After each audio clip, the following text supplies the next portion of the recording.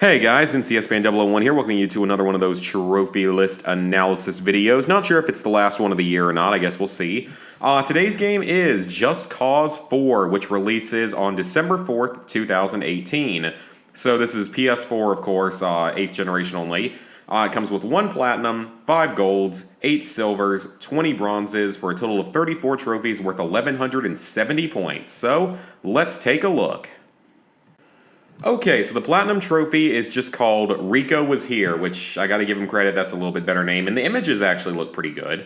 So we're starting off with a few gold trophies. A Scorpion's Tail, Secure IAPA, or Illapa. I don't know why I said IAPA. So that is the island that we're going to. That is probably for completing the story or in-game 100% completion. Been around the world, discover every location in the game. Seems easy enough. I mean, they usually all appear on the map. Fully stocked, secure every supply drop blueprint, so that's going to be a collectible type. I don't know if they're going to appear on the map like some of the games do, or if you're going to have to maybe follow a collectible guide. Either way, though, that shouldn't end up being terribly difficult, but I know that the map is going to be fairly big, and it's really weird because I feel like compared to Just Cause 3, I've heard almost nothing about this game leading up to it, so I don't really know as much about it, and I feel like there just hasn't been as much information out there about it. So maybe that's just me. I don't know. Like, how do you guys feel about that? Have you heard a whole lot of information about the game? But anyway, now we get to some silvers. We put a giant gun on it. Finish Operation Sandstinger. That's probably something campaign related or like a side mission of some kind. What if I dive down? Finish Operation Windwalker. Same thing.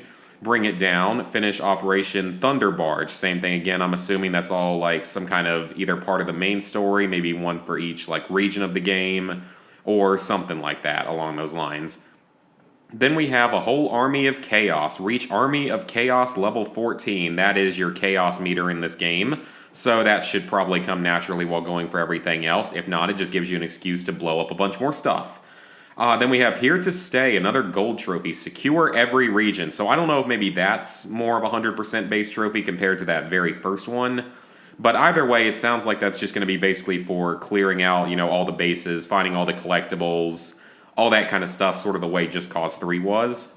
Another silver trophy, Know My Name. Get on the leaderboard for every feat. So those are coming back. Those were basically just challenges you could use to compete with other friends and people around the world. So basically like challenge leaderboards.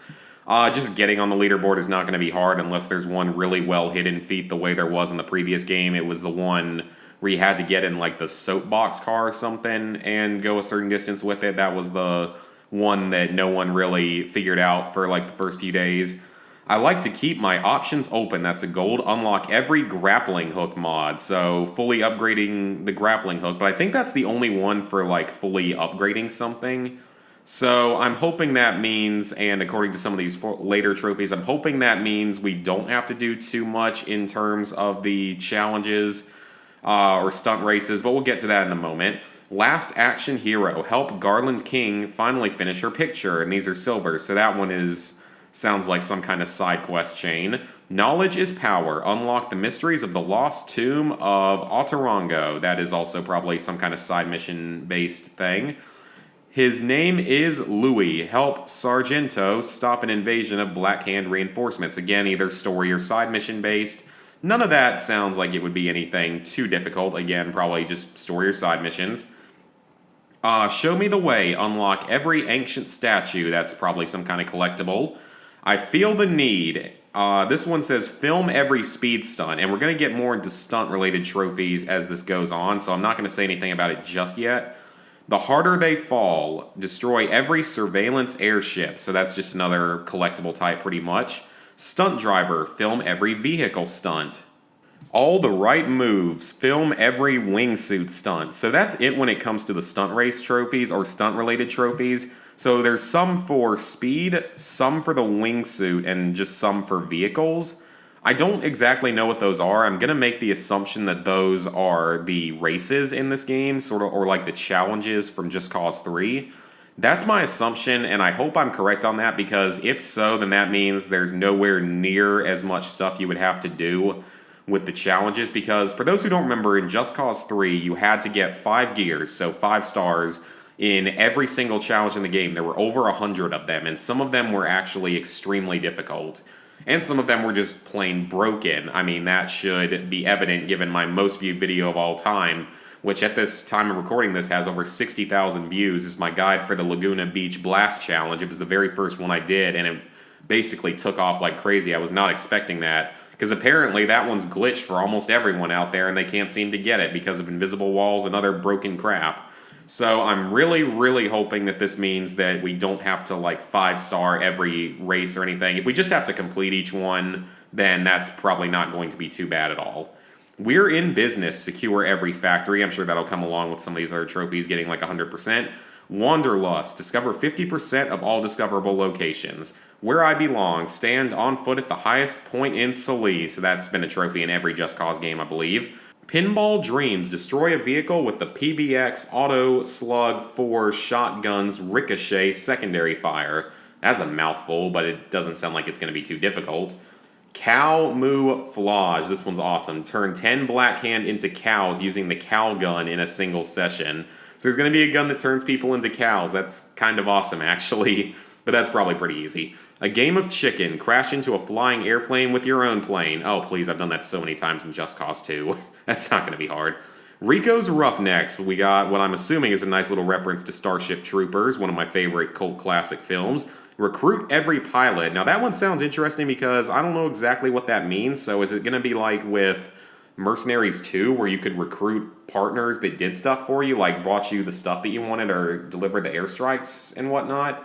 It's what I have to wonder. I mean, that's sort of what that sounds like, but it's probably not going to be too difficult if it's a bronze. And now we have our last set of trophies here. A Higher Love, use only the airlifter for 15 non-consecutive minutes. Booster and retract can't be active. So what is that? Like, is that some kind of, I don't know, like some kind of special ability with the wingsuit and the grappling hook? I mean, that's what I kind of have to assume, that it's going to be, that might be sort of like the wingsuit or something. And the funny thing is that this is going to tie into the next two trophies. Classic Hits, use only the retract for 15 non-consecutive minutes with booster and airlifter inactive. And then Liftoff, use only the booster for 15 non-consecutive minutes. Airlifter and retract have to be deactivated. So I'm assuming those are some kind of special ability with like the wingsuit or the grappling hook or that kind of stuff. And you just have to do them for 15 minutes each. That's not going to be hard. It's just, it's a little interesting. Sounds a little weird. Don't choke on my smoke. Beat someone's score while manually tracking the feat. So this one, I think, was one in Just Cause 3, and I would say that this is a trophy you want to get done quickly.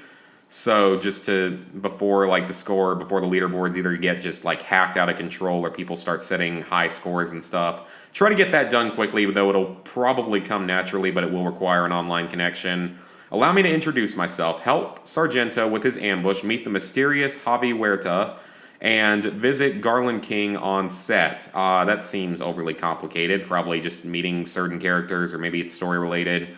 Weapon stash, secure all small arms and heavy weapons blueprints. That shouldn't be too difficult, that's just collectibles. Bomb disposal, remove all rigged vehicles from the harbors of Sali. That sounds like another type of collectible, but it's now removing rigged vehicles from blowing up. Kind of a unique idea. And finally, probably the first trophy you will get in the game, Chaos Milestone, increase your army of chaos level by filling up the chaos bar. That'll probably be like the first trophy you get in the game, because that sounds like just cause chaos the first couple times. Shouldn't be hard at all.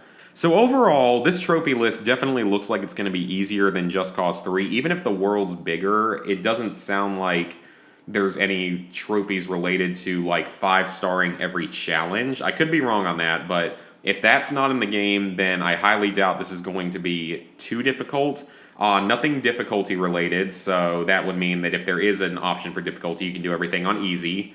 And a lot of the trophies sound just like collectibles, clearing out the world, those couple of technically online trophies with the feat leaderboards, and that seems like that's about it. So, hope you guys enjoyed the video. I am picking this game up on release day, and we'll probably be streaming it maybe that day, maybe another day. I'm not sure exactly when yet, but it comes out on December 4th, so I'll see you guys then.